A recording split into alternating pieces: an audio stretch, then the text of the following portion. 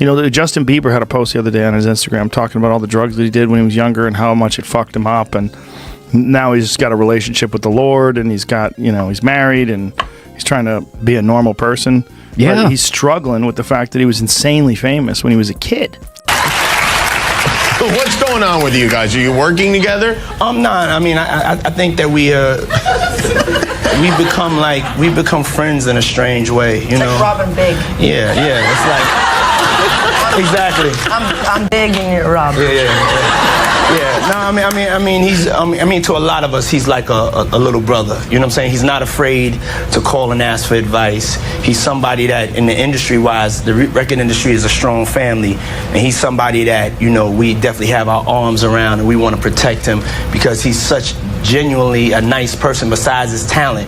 You know what I'm saying? He's one of the greatest kids that you could ever know. You know, Diddy bought his son a Bentley. Maybe, you know, he could buy you one also while you're out. He got me a Lamborghini.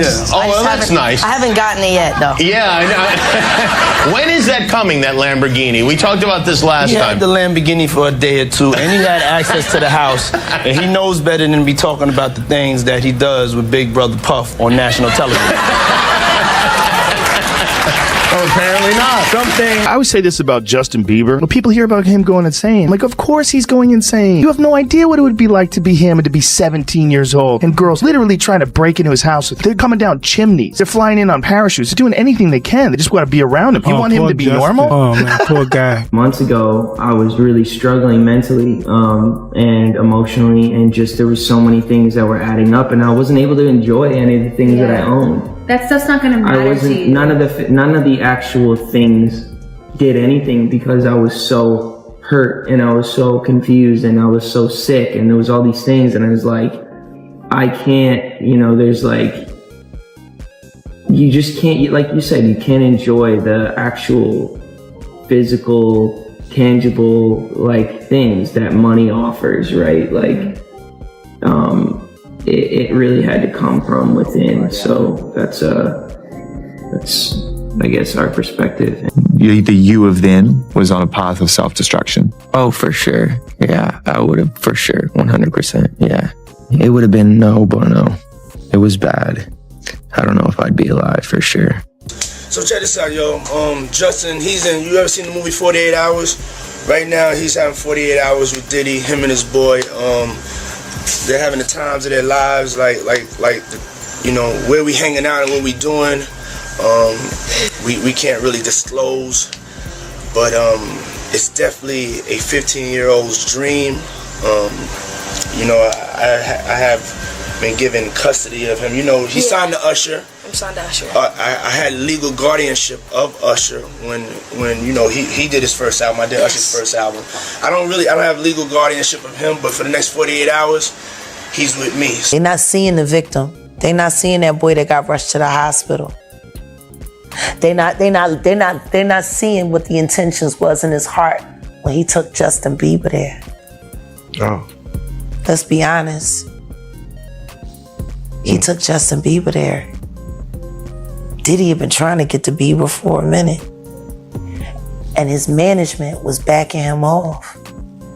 But it wasn't until Usher took over management and had guardianship and gave temporary guardianship to the diddler for 48 hours. Think about that.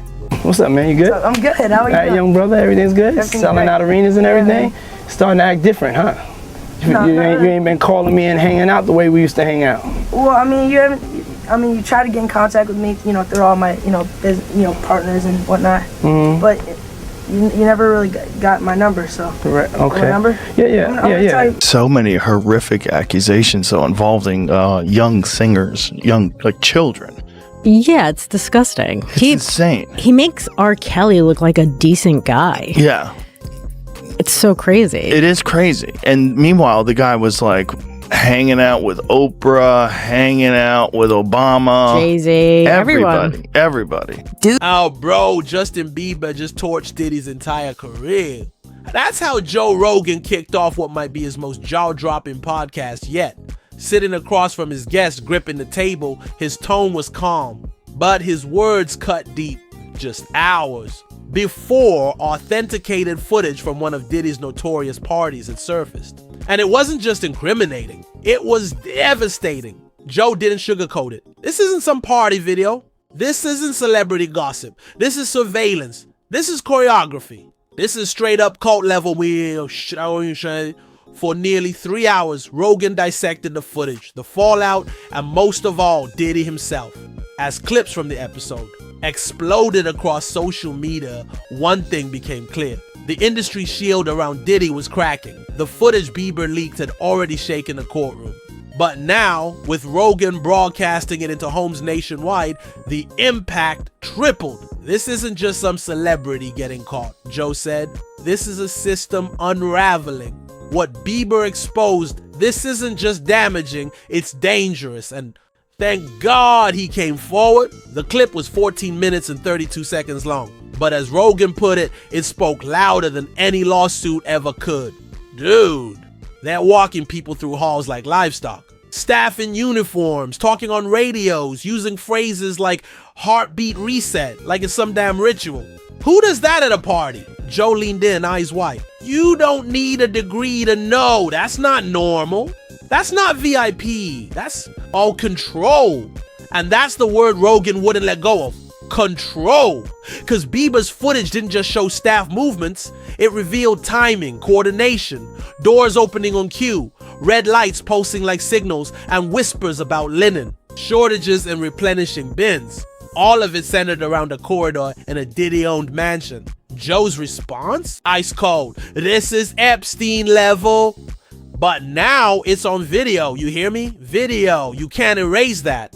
The internet detonated. Clips of Joe's reaction hit millions within minutes. Rogan just ended Diddy started trending. People who'd never followed the case suddenly couldn't look away. But Joe wasn't finished. This isn't just on Diddy, he said. It's on everyone who kept quiet. Everyone who went to those parties, saw what went down and stayed silent. Then he started naming names. Where's Jay-Z? Where's Khaled? Where's Usher? These guys were there. They know what happened behind those doors. And just like that, the next headline wrote itself. Joe Rogan calls out hip-hop elites over Diddy's twisted empire. This episode wasn't just that commentary, it was a reckoning. Rogan didn't just show outrage, he connected the dots. Laid out how a network of silence and protection kept Diddy untouchable for years. But now that protection was falling apart. Reading directly from court files, Joe showed how Bieber's clip was tied to router logs, camera blackouts, access timestamps. This ain't a gotcha video, Joe said. This is a damn blueprint. And Bieber, he had the balls to give it to the feds. He paused. He could have kept it hidden. He didn't have to say a word, but he did. That's courage. Joe made one thing clear. Bieber wasn't snitching. He was surviving. For the first time in years, someone inside that celebrity circle had the guts to speak up. Everyone stays quiet until the ship starts sinking, Joe said. But Justin? He stood up. And now the whole damn house is on fire. Rogan went deeper. He played old clips from Diddy's white parties. Dug up interviews where Diddy talked about mentoring artists like Usher. Highlighted creepy stories, weird guardianship rumors. This dude's been pulling power trips forever, Joe said. People laughed it off. Called it eccentric. Nah, that was grooming. That was manipulation. And now we've got proof. Each new moment raised the stakes. This isn't just about Diddy anymore, Rogan warned. This is about an industry that let it happen. He hammered the point home. These weren't private hangouts. These were organized. People knew. If Bieber's 14-minute video shows this much, imagine what never got recorded. As the stream went on, Rogan read real-time messages from viewers. Victims, whistleblowers, ex-staff, all saying, finally, it's time. Thank you, Joe. But Joe wasn't done. You think this is wild? Wait till the rest leaks. You think the feds are done? They're just warming up. He issued a warning to Diddy's defenders. If you're still backing this guy after what we saw, you're not clueless.